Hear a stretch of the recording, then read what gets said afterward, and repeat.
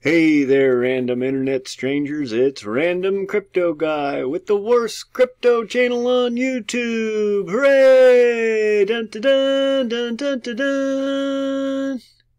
Doomsday for Bitcoin. What are we gonna do, Random Crypto Guy? What are we gonna do? I thought I was gonna come on here and tell you that things were all coming up roses, but just when I got home from my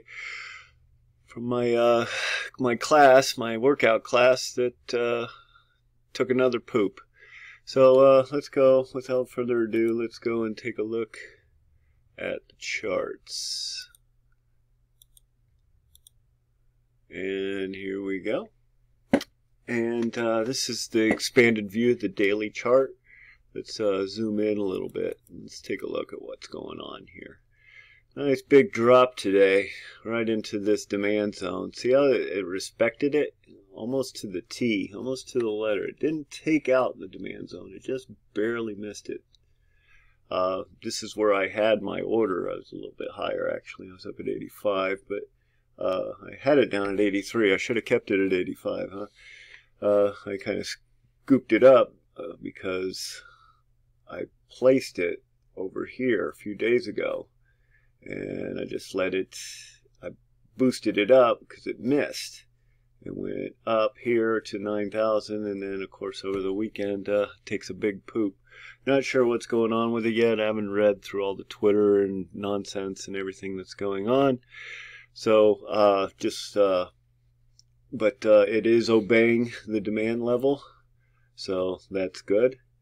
And this is a good opportunity to buy once again. I went on TradingView, to find that indicator that I was showing you guys when there's blood in the streets, and I couldn't pull it back up. It pops up on my platform when I'm signed in, but when I am going blind and not on any particular on my account, it won't show up in any of the lists for some reason. It seems to have disappeared. I don't know why that is. So I'm not going to show that indicator anymore. Just know that these blue boxes are good places to buy. This is how I do it. Because I'm not just daily cost averaging in. I'm strategically putting in buying opportunities for the long term, and that's what I want to talk about today, because everybody's probably panicking when we're in this downtrend. My true trend indicator, this is a very lagging indicator, doesn't like to flip on a dime like my Heikin-Ashi does. It is now in the neutral zone. It's neither positive nor negative, so we're definitely out of the bullish control zone, and you just got to keep an eye on things to see if this is going to drop down further. If it does drop, it probably won't drop much further. I don't see it getting back down to these levels, the 65s, maybe in the 70s, 73 here in this level. These are 4-hour demand zones. There's 77 is the next demand level. And then 73, and it seems to obey these 4-hour demand levels really well. I wish I'd had them on there. I would have gotten out here at this supply level, at this 4-hour supply level. I went with the dailies instead of the 4 hours, and that's why I didn't exit out, and I just held on to some of my trades when I first got in. And so while I'm a hodler anyway, I would have liked to have taken a portion off at that point. I thought we were going to go a little bit higher. I thought we were going to get up to just shy of 11 before I was going to start seeing those kickbacks. But the more I thought about it, the more it made sense that they want to keep the price under 10,000 to keep the frenzy from happening, so that they can accumulate as much Bitcoin as we can. So this is a good thing. We want to be able to accumulate, and I want to show you why I am long-term still bullish. As I said, I'm investing in Bitcoin. I'm not trading it. I plan on going back to trading, and I'm going to get to that here shortly as well. But let's go take a look at the S&P before I get to that. And you know, the S&P, the Nasdaq, they all look the same. They all look like this. And so we're forming up a new 4-hour demand zone here. We did take a poop yesterday and bounced out of that demand zone, so it's pretty solid here that it's showing. But now we're also getting a supply zone starting to form up here, so something to just keep an eye on, that we might do some ranging. I thought it would go down a little bit lower, but it looks like this is the area that it's gonna continue, which makes sense. You've seen all this past area here, and this particular batch right here, there was some pretty strong rejection at this point, and so this is even stronger with the rate cuts and everything that's going on. I think that they're going to pull out of this. They're even talking in negative interest rates, and that's going to segue into something else that I want to talk about as well. So I wanted to go over Ethereum real quick, and I was surprised at this one. There was no demand zone set up, but we did get a rejection from this support level. This wasn't a demand level. It might have taken it out. I don't remember if there was a demand level setting up here, but it looks like there might have been, and then this candle just took it out, but went ahead and rejected anyway. Just went a little bit past that demand zone before it went into rejection mode, and this is where I also bought in right around 220. Yeah, because I had 220 up there, and it on Coinbase, and it just missed it, and I was so mad. Yeah, it was like right here, and I kept it in there and hung in there, and now I got that buy-in at 220. This has some room to drop. This one's going to be a little bit more scary.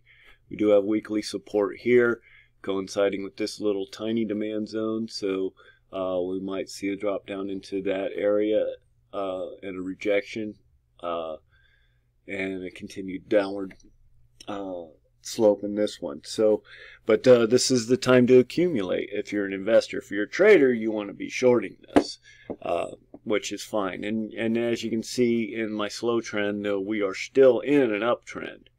So we had a nice big rally here, and it's still fighting. We still have the bulls fighting, according to my true trend. It hasn't turned over like it has with Bitcoin.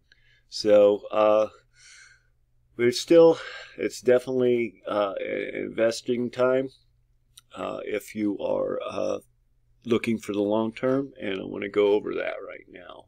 If we're looking at the long term, the long view picture, and drew this in.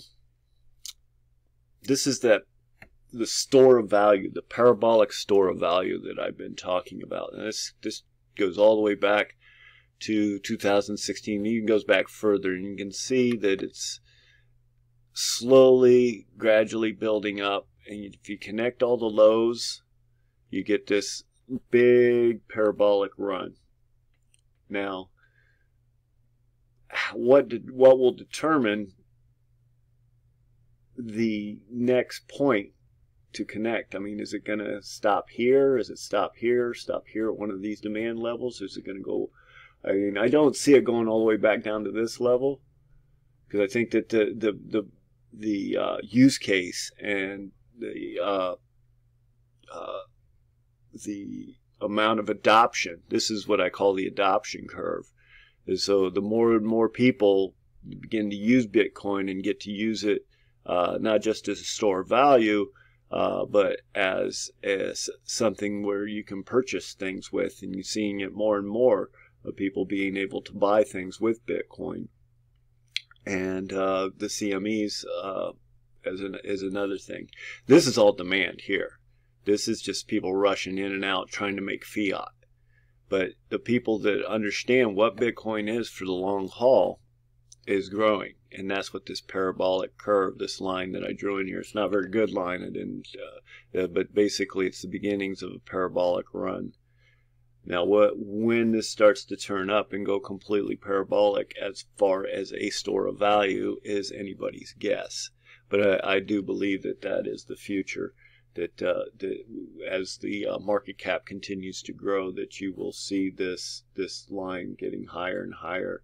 I still believe that 2020 is the last year we're going to see Bitcoin under 5 digits, or at 4 digits, but it's going to go up to 5.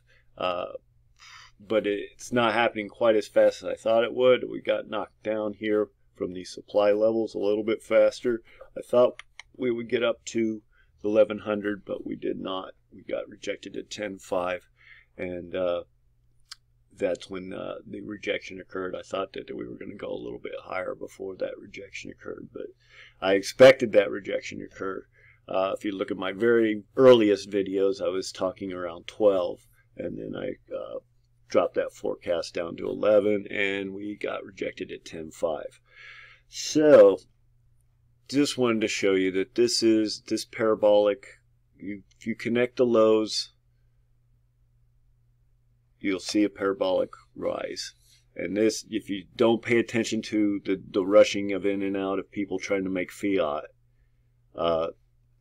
that's the store of value, Bitcoin. And you can see that it's continually, as each parabolic rise happens, it continually stops a little bit higher each time. Well, a lot of bit higher. It's eventually going to go parabolic. That's what I believe.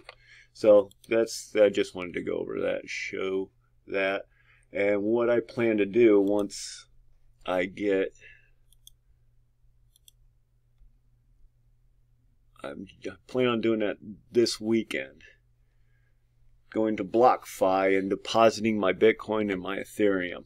I don't quite have enough. I've got, fortunately, I would have had enough, but my daughter is getting her wisdom teeth pulled out, so I got to pay for that. But so I won't have enough for my deposit for my Ether to get my full stake into it, to get my 32 Ether. But so I'll be looking at the next maybe 1 or 2 months, and then I'll be able to take care of that. But I plan on earning 4.9% interest per year on my deposited Bitcoin, and 3.6% per year depositing my Ether until they move to proof of stake, and then their proof of stake will probably be very competitive with Tezos, which will be about 5%, 6% in that area, and the opportunity to make Ether as a proof of stake. So I'm definitely very interested in that. I agonized over whether I was going to buy Ether or Tezos, and I decided with Ether because while Tezos, I think it has a great opportunity and it has the proof of stake now, they don't have the backing that Ethereum does. Basically, when you buy Ethereum, you're buying an index fund of over 300 different companies that are partnered with Ether to do. So they have 300 companies backing them.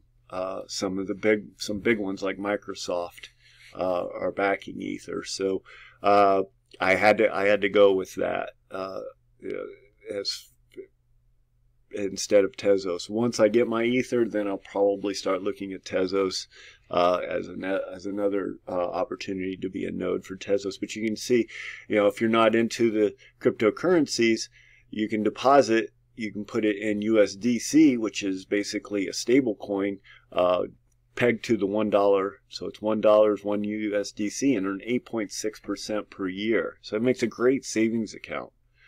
You can't get that anywhere else.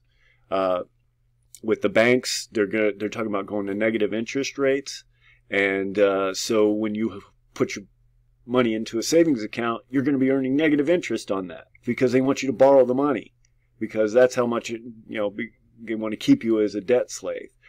And that's what cryptocurrencies can do, is get us out of that debt slave mode, and you can bring your money over to BlockFi and earn 8.6% as opposed to paying 1% or whatever it is. It's just insane.